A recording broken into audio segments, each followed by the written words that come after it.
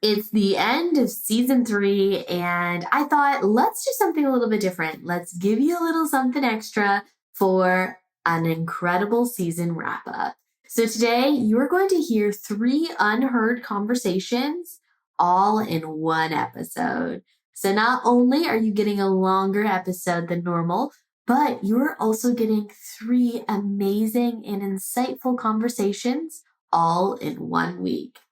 So let's kick off this special season finale episode of the Whitening Wednesday podcast. And I can't wait for you to see what we have in store for season 4. Enjoy. If you are a teeth whitening or tooth gem specialist, this is the podcast for you. My name's Rach, and I am the industry leader of all things teeth entrepreneurship. Together, let's learn from real-life experiences to must-have brands on how to take your business to the next level and leave that 9-to-5. Friend, welcome to Whitening Wednesday, and I'm so glad you are here. Let's build a safe industry together.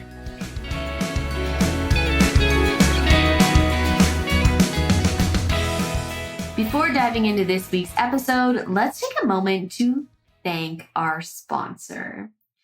If you purchase any products from Fern Whitening Supplies in June, so this upcoming June 2024, then you will automatically get entered into our draw for a free Ultra 2 accelerator. You heard that right. This package is worth over $3,000 Canadian, and Fern is giving it away to one lucky individual in June. Message Fern for further details, but make sure you are ordering all your supplies from our trusted supplier, Fern Whitening Supplies. Let's get on with the show.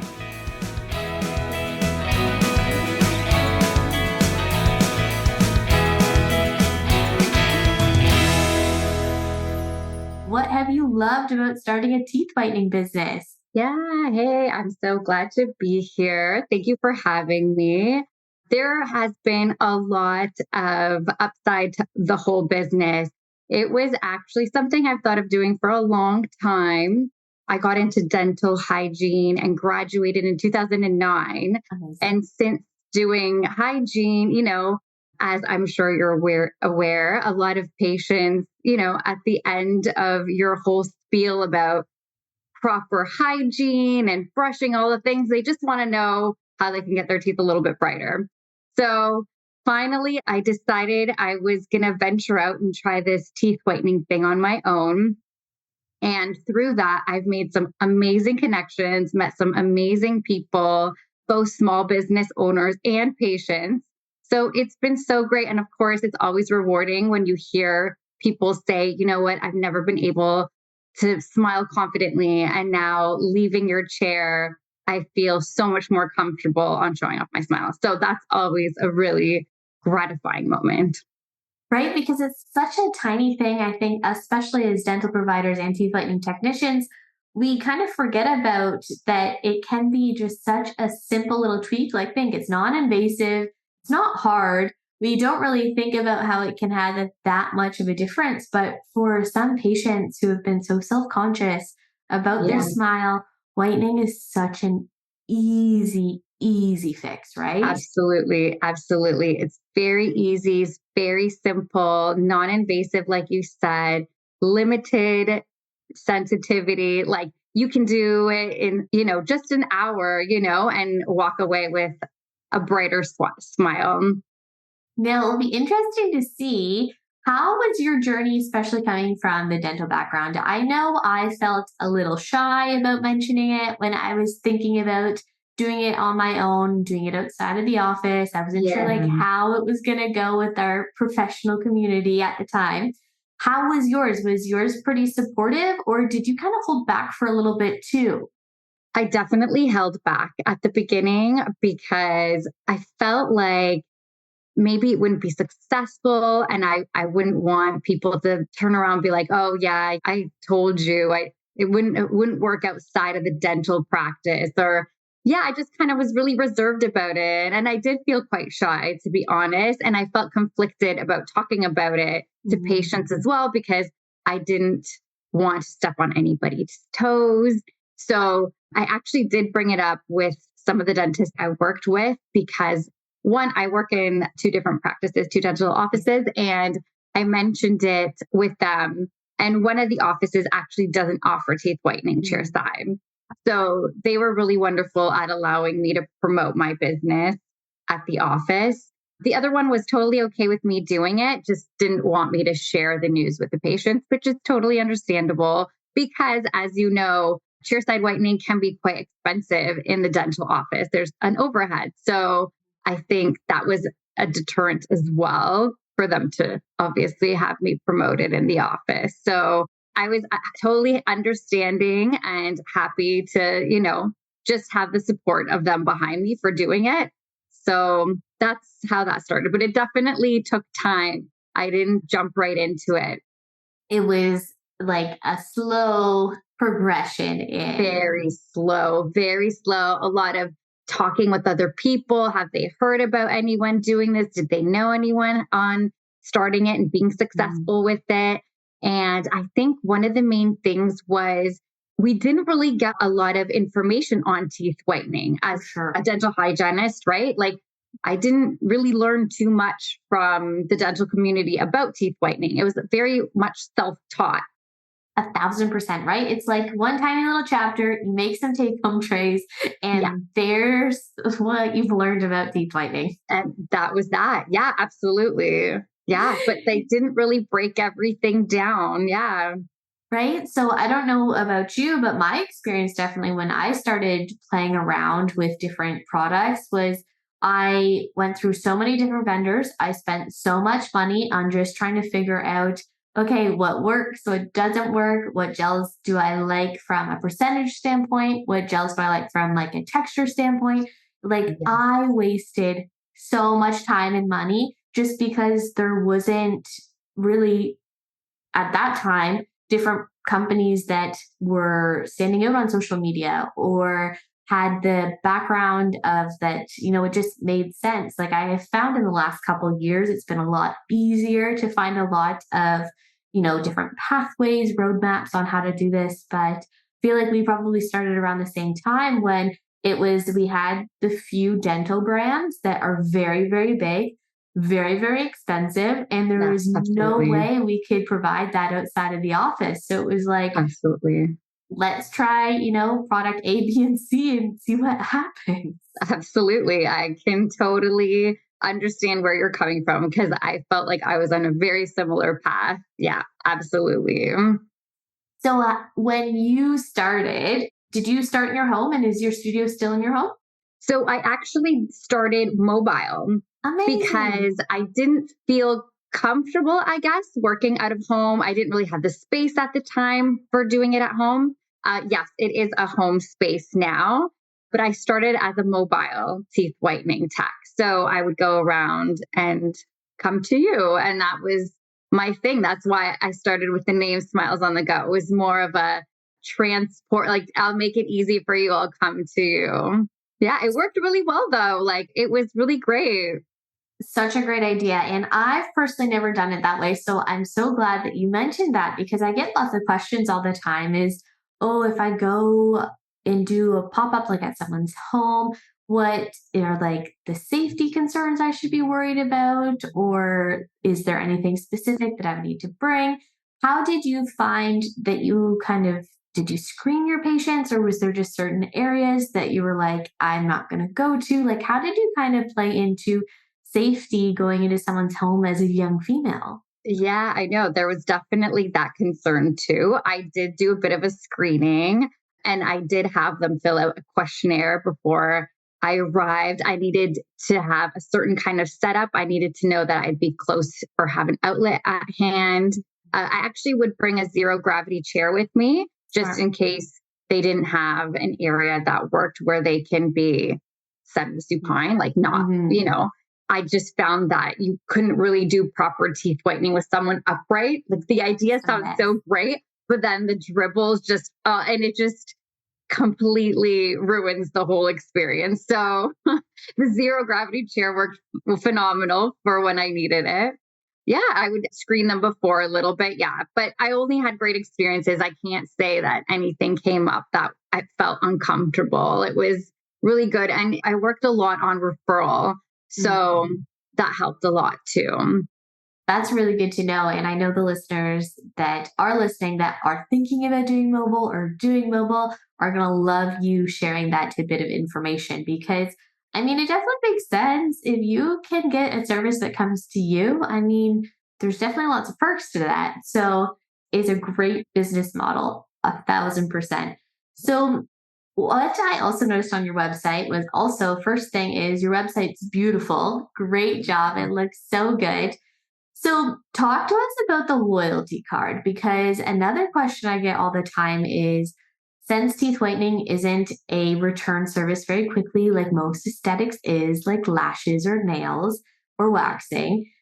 And I always get the question is like, how can you get your clients to come back in?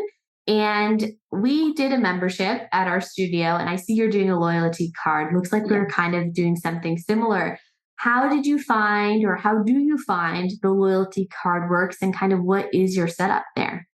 Yeah, it works really great. The clients really love it. When I first started out, I actually had fourth session for free. So that was a huge incentive for a lot of people. Now it's a 20% off discount. But when I first started, I really wanted to bring in clientele. I wanted to grow my clientele base. But patients really loved it. They loved coming back and knowing that, they're a step closer to getting a discount. And it kept them accountable for keeping their teeth whiter and cleaner. And like I feel like once you get into the notion of wanting a whiter, brighter smile, you're more conscious too of making sure you're brushing them well, making sure you're flossing them, and like keeping up with all your oral hygiene at home, because that contributes so much to it as well. So I feel like doing the card and making appointments prior to the client leaving helps a lot on maintaining a consistent return. Great idea. Yeah. And do you have like a time frame they have to do the X amount of sessions by to get that discount? Or is it once they have the card, like there's no time frame? Yeah, there's no time frame. I haven't put a time frame on it. So once they have the card and they've done their session, like as it goes, I will continue to provide the discount. You'll keep checking it off. I will keep checking it off. That's such a great idea. And I bet it really does help with that incentive, right? Just getting them to come back. And of course, any techs listening, another huge thing that I'm sure you can also agree on is not only is there needs to be a little bit of an incentive, but of course, it's your whole process as a whole, not only your results, but what is your space like?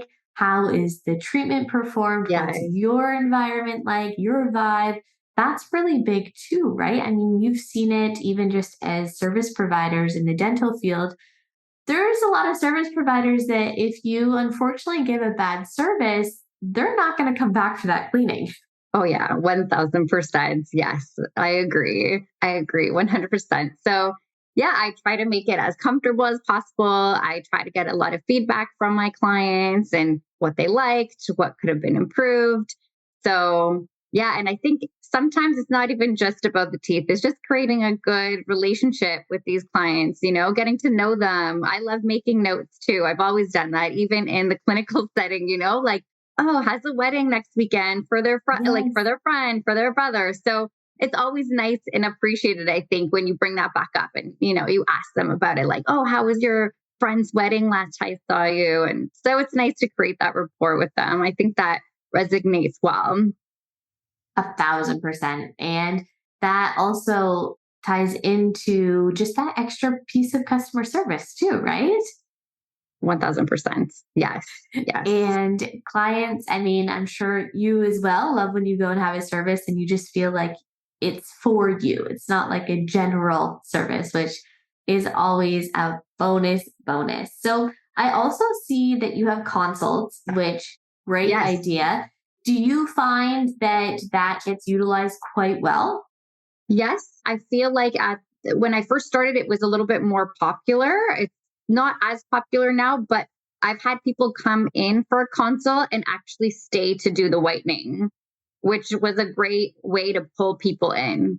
Oh, for sure. So do you usually like, even though you advertise it as 30 minutes, do you usually leave it as a space that they I could do it? do. I book myself extra time just in case, because more times than not, you can close the deal right then.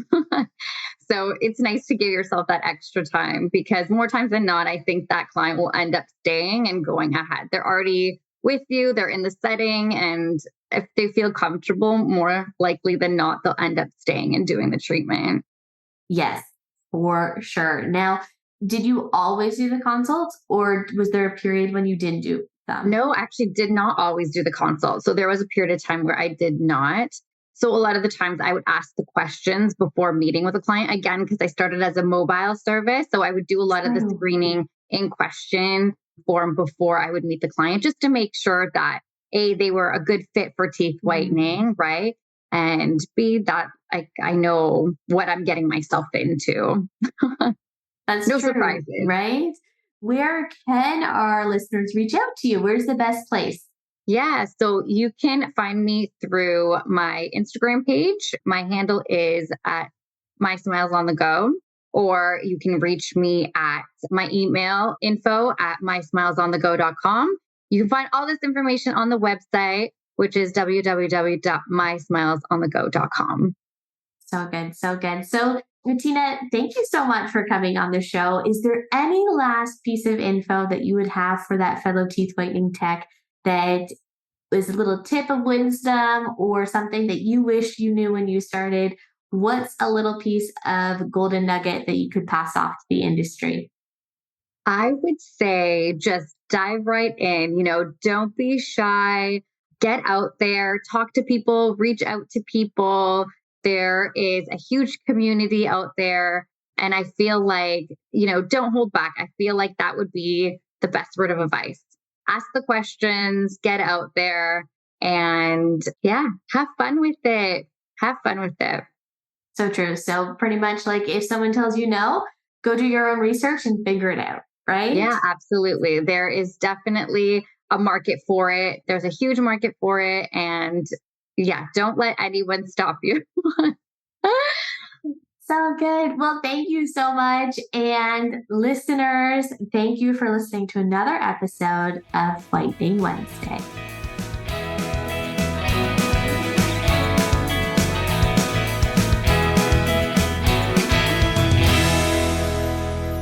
You are a newbie. Like it hasn't even been, has it been 6 months? Yes, I don't know. No. No, I guess like because it was July. I started, and yes, I got my course in June. And I think I started like practicing and doing for things sure. in By June. the time like you actually started seeing Yes, clients, I bet it has been. I know, but it's worked out really well. So I've just been doing mostly people at my house, and I've gone to a couple people's house. I joke all of my favorite services are on a heated bed. So I ordered a heated massage table. I'm like, That's this is so where I would fun. want to be if I was getting a service. I have a eye massage. So it's like a heated eye mask massage. And a lot of times people just fall asleep. It's amazing. I have some overnight nurses, they'll come and like Blues just fall nap. right asleep. Yeah, I'm like, good night. I love it. I can just sit there. It works out so well. So they end up, and it's heated. So it's heated pressure, and they don't have to wear the glasses that fog up. It's the perfect combination. Oh, We is love it it. ever? And the next question I was going to ask, I love that you mentioned, a specific category of typical clients that you see, because that was my next question. So since you are so new, I do notice that you only have an Instagram page, you don't have a website yet, you don't have like a Yes. contact email, etc. It looks like the Yeah. only way to book you is through your Instagram page Yes. or word of mouth. So Yes. where are you finding your clients are coming from? So I would say for the most part, so my grandma actually has Alzheimer's and lives with us. So I don't really work full time at the moment. And that's why this has been so nice Mm. is I can do it whenever it works. And back to when you asked why I love doing teeth whitening, I think the other thing was everybody can want white teeth. Like For sure. it's just who It's doesn't so want a white versatile, smile? right? Yes, it's not like only feminine girls are gonna get lashes or Yeah, for whatever it is. sure, right? So I love that everybody can want to get lashes. And that's the other thing I've noticed with teeth whitening is there's a lot of coffee drinkers, a lot of smokers, and even people that I don't necessarily think they don't have white teeth. And when I look at their before and afters, I'm like, oh my gosh, this is significant. So it's just amazing to see the transition of that. But I think eventually, and I don't know if you guys have these in Canada, we have salon suites, which are Mm. basically like Yeah, like rent a little, space. yes, you rent the room. So it would be nice. And I would love to do that. And even if I'm not doing it full time necessarily, it'd be nice to, share the room with another Absolutely. whitening tech Mm-hmm. or whatever. Mm-hmm. So I would love to do that. And I'm just excited because it took me a while to want to find something to do. I ended up graduating college. I hated school, but I finally graduated and nothing was super exciting. And once I started doing this, I'm like, okay, it's nice to actually want to do something. Like I like liking something. It's nice. Absolutely. It's just come together so well for you. And again, it's been so little time. So I'm Yes. excited that you are already thinking about ways to expand and where Yes, you I want would to love take to. the business. Now, when you start to kind of think about, the future and some different things, of course, the one thing that we always run into as teeth whitening providers is once we kind of run out of that warm market clientele, so family, friends, work colleagues, etc., Right. we have to dive into that cold market. And that cold market is so tricky. So, do you have an idea on what your thoughts are in the future for getting into that cold market? Do you think you'll go putting money towards a website and start ads, or do you think you'll do, So, is there something specific in your area like radio, etc., that you think would do really well? something I've been thinking about recently is my mom goes to a lot of Botox parties or like I know Mm. people do little parties. So I think going to groups like that, or I know the nail salon near me, they were telling me that they wanted me to whiten their teeth. And I was like, I should come in and do it in their massage room or, you know what I Mm. mean? So they can be at work, kind of transition through. And I think my first route maybe would be to try to do something like that, like work with a business that maybe wants to provide teeth whitening for however much to all their employees on Fridays or whatever it is, like kind of work it in. I don't know. I think that is nice. And also, I love being able to trade services. Like, my friend does lash lifts, and she's like, I'll do your lashes. And I was like, I'll do your teeth. It's perfect. It all works out. Like, we can do this. So I That's love that. an excellent idea and so smart because that's also a way that, as we're first starting out, obviously budgeting is always hard. We don't obviously have a ton of capital to be working with. So doing Right. something like that, like working with another business, providing an option that somebody's established clientele would love, like it's an additional Right. service that would go so well, like pop-ups, And then to be etc. able to meet all of them, Right? it's great. Exactly. I love your thinking. That's going to go so well. This teeth whitening industry, it can really be what you need it to be. Right. And that's what I think I've always joked I'm going to have 8 part-time jobs because I'm not going to be able to have one office job or I can't have a boss like calling me in the evening being like da da da needs done. Like I'm going to have to simply be my own boss and I don't know if I'm going to eventually open a salon and then this is a service that I can offer or how it'll look in the future, but I love being able to add it or say that I can do it and offer it to people. The other thing I was going to say is I didn't end up graduating with a nursing degree. I graduated with my bachelor's in business and I ended up minoring in digital marketing and Amazing. geriatric and aging services, which is unrelated to teeth whitening.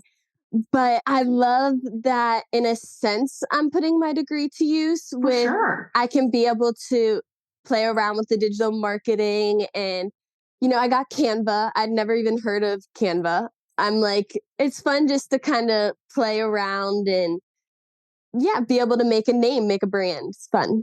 Absolutely. And it's true. You never know where a business is going to take you. And the Right. biggest thing to remember is just get started.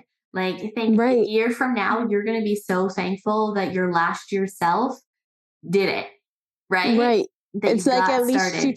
at least you tried.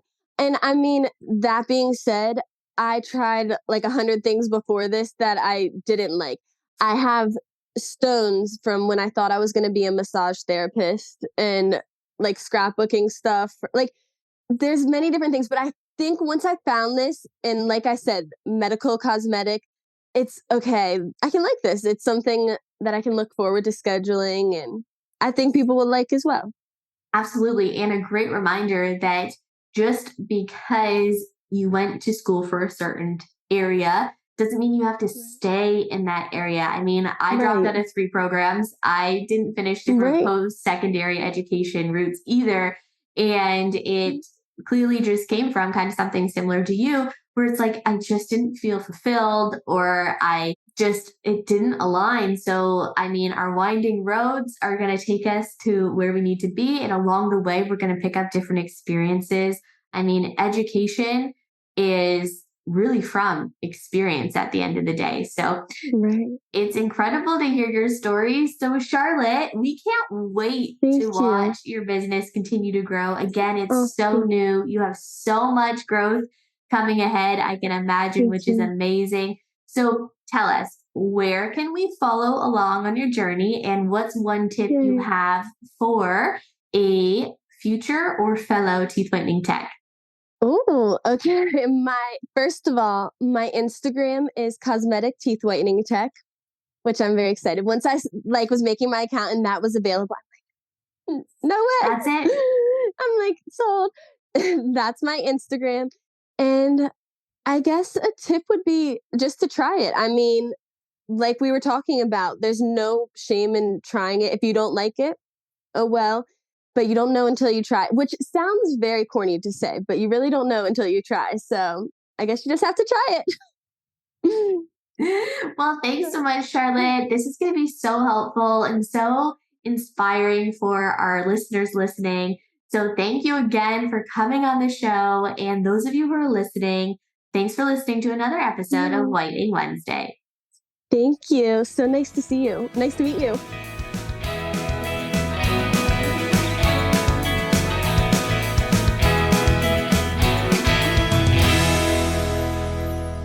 Hello, everyone. My name is Ezhane, and I am the owner of Amira My Smile in Phoenix, Arizona. And yeah, That is, I mean, it's so great to hear a fellow dental professional has finally realized that they can put their own skills to use for themselves. So tell us, I can see that you have a long history in the dental field.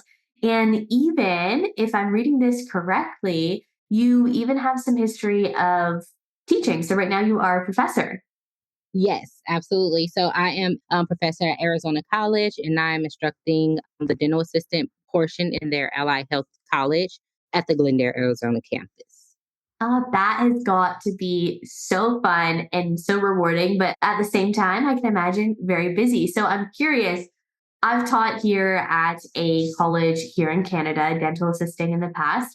And I'm wondering, like, is your whitening chapter as short as our whitening chapter? Literally 2.3 and a half seconds. It's like, did we forget about this part? Like, this is the moneymaker here. So, yes, it Right? is so small that it's like we talk about it in probably a couple seconds and then we move on as far as the curriculum goes. Exactly. And I remember all we would have our students do is just make a set of bleaching trays, and that was it. That's literally all we do. That's literally it. And honestly, we don't really teach them how to make the bleaching trays with the Really? actual, yeah, with the actual, separation in the middle so the Yeah. white people can sit in there. But me personally, I incorporate that. So I show them how to add that block out to the actual model so that it can have that spacing in there. We just show them how to make custom trays and that's it. Isn't it crazy? And then, there's so many outlookers who can really look down on the cosmetic industry doing so well with whitening. But let's be honest, this is a great example on how little the dental industry actually pays attention to whitening. It starts right from school, right? It is not top of mind. Exactly, exactly. Even as just general practices that's asked about it all the time, they're just like, honestly, it's an overlooked service, but it's overly charged in the dental field. Yes. So, so yeah. And we're the Yes. ones who's doing all the hard work. So it's like, can we at least learn a little bit more about it before y'all throw us in there to put some whitening on people? Exactly. And typically, a lot of the brands that we are using chairside in the dental office are just such high hydrogens that we're dealing with that rapid sensitivity, that rapid dehydration. And then, not only, as you mentioned, are we already a little awkward placing it because, we're not taught how to do it. Then we are then dealing with those patients that are experiencing those extreme jolts or that instant like get this off my teeth, and then we're in the awkward position. Right. Exactly. Like, what do I do? It's too early. Can't take it off yet, or you won't see your results. Absolutely. I definitely agree with you there. Yes. Now, so you clearly have a great history in the field. You had mentioned that it's been a little bit newer that you actually decided to offer this outside of the office. So what made you finally decide to go for it and do it?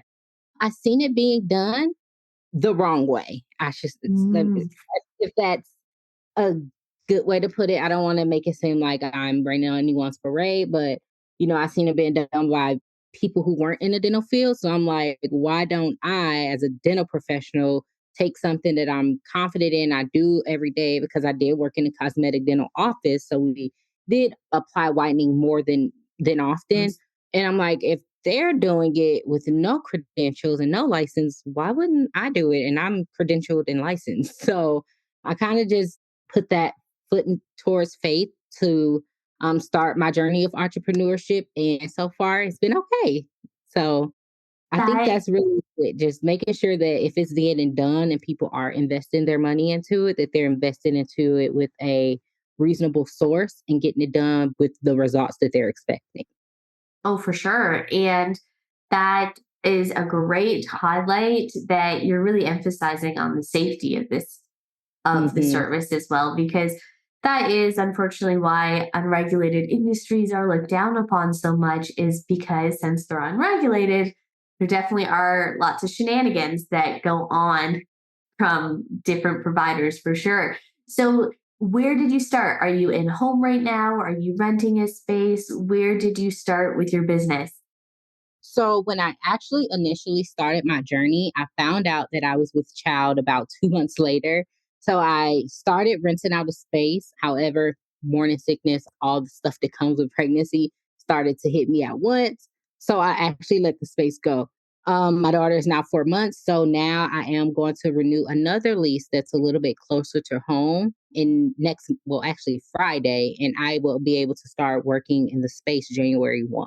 So right now, I've been seeing clients, for example, I have really been servicing clients who's already in a beauty industry. So lash technicians, waxers, and people who do like brow eliminations and things like that because they already have their spa-like space. So I just travel to them to offer them services so that I'm not in no one's, the comfort of anyone else's home, but I also have the necessities that I need and the space that I need in my work area.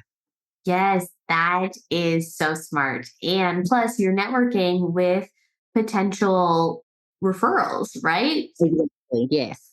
Yes. So I see in your notes you had mentioned that you also had mentioned like a beauty spa. So do you plan on also branching out and offering some other services other than just whitening?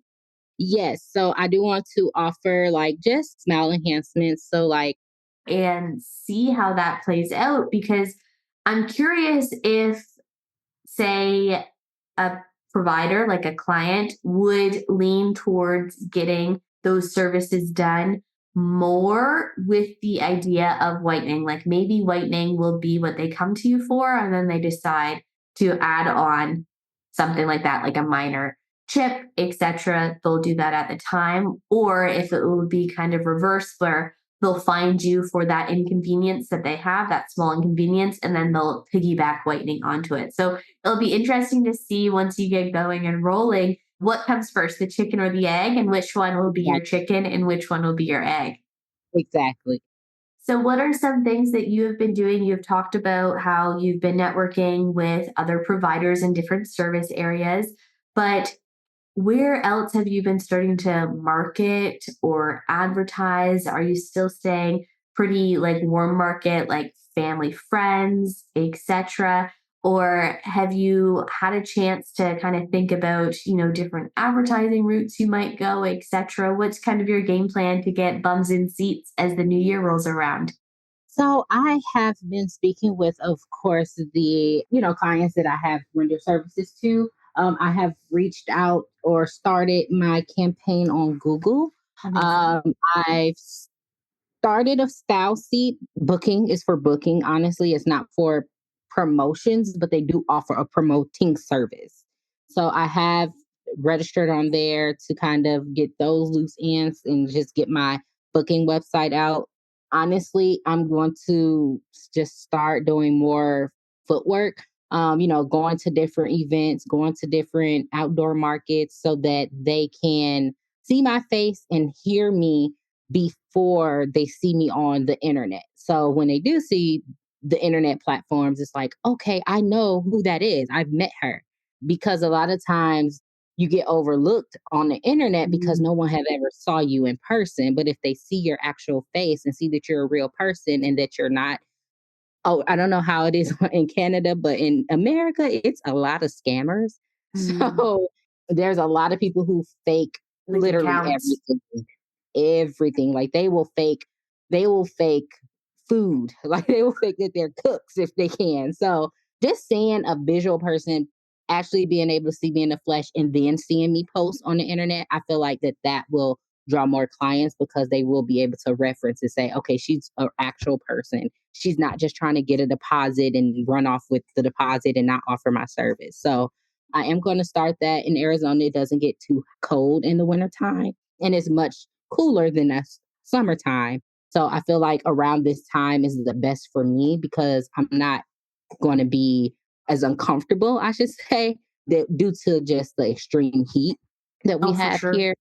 So I think that around this time is the best time for me to start marketing and things like that, like just putting my foot out there, getting into those vendor and marketing events and showing my face. Yes, and that is a great strategy. And I love that you brought up deposits, because it's kind of like a 50-50 split here in Canada. Some techs are very strong on their deposits, and other techs are like, absolutely not. I'm not taking a deposit. So, kind of walk us through your, like, do you find it is just because, unfortunately, due to scammers, it's probably a mixture of, if there's a lot of scammers, there's probably a lot of clients or bots even that are booking and then no showing. So, do you find that asking for the deposit really, really makes a difference in your area, that like if you don't have a deposit, you'll probably get a no-show? Honestly, I haven't collected a deposit. I am only going to offer a deposit on a service such as the composite veneer Mm, service. like the higher Only dollar. exactly the higher dollar, especially because it's more time consuming. And if I block out my day to offer you this service, then I do want to secure some type of something to know that you'll come. And if you don't come, that's time, that is potentially lost that I can't get back or clients that I can't book because I blocked that whole day out for you. And if you call no show last minute, then it's no way that I can call up a potential client and say, oh, yeah, somebody canceled. Yeah, you can come in now. So that is something that I will only accept the deposit for, just for that higher dollar treatment. Yes, and that totally makes sense. And I know that techs always question us about deposits all the time, so I'm so glad we got to chat about it. What are your thoughts on the smaller deposits, though? Do you feel like that's something that in the future you might do, or do you still feel pretty confident that you're okay with not doing a deposit for your just whitening services? Yeah, I feel like honestly, I'm okay. I feel like once I do get the ball rolling and I do have a lot more, referrals and things like that, I feel like even now and then I will be okay without collecting the deposit because life happens. And I For sure. understand that life happens. Life happens to me. So I don't want anyone to feel like, oh, well, I wanted to come to you for the service, but I couldn't and you still charge me. So now I'm going to go elsewhere. I would rather gain that relationship with my client, have that open communication. And if you can't come, you just can't come, whether it's because you're tired or you just don't feel like coming or something traumatic happened. I'm not the one to charge you because you couldn't come and sit in my chair for 30 minutes or an hour. But yeah, I don't think that a deposit is necessary. And then it's like, okay, what is the deposit going to be? What, $25 or It's true. $50? So it's like, what is it that I'm really losing? I would rather have that client to refer me other clients and just miss out on that one appointment because I'm sure that they will book another time that's convenient for them. Absolutely. And yes, I love that you touched on that because deposits are tricky. Very hard to figure out, as you mentioned, what to charge, if it's actually stopping those no shows, etc., or is it deterring people from booking in general? Like, for example, I'm that person that if I go to book something and you're making me put a deposit down and my wallet's like in the car and it's a cold Mhm. winter night, guess what? I'm not booking that service, right? So, Exactly. Exactly. No, you're totally right because I've done that on multiple pages. I'm like, oh, never mind. That is so true. right, right. But I totally get how texts do say, well, it might go the other way. So I'm glad we chatted about that. It will be a fun conversation for our listeners to kind of chat about in the comments. So tell us, are there any other highlights that you would love to mention as a dental professional or as you are launching your business? Is there something that's popped up that you're like, oh, I was not expecting this, or something that you're like, oh, this was actually a lot easier than I thought, if it's either in the whitening process or in the business process? What is kind of some juicy insights that you've been going through? For me, it's really just getting my name out there. Again, there's, a lot of people who's doing what I'm doing. And I am that person who I'm like, okay, I'm just going to give up. I'm done. It's not coming together. It's not, nobody's watching me. Nobody's paying attention to me. There's nothing I'm doing that's different from the other person that I'm standing out. So I'm just going to just leave it alone. I'll just work my job and I'm done. And then there's other days where I'm like, oh, no, no, no, I'm not done.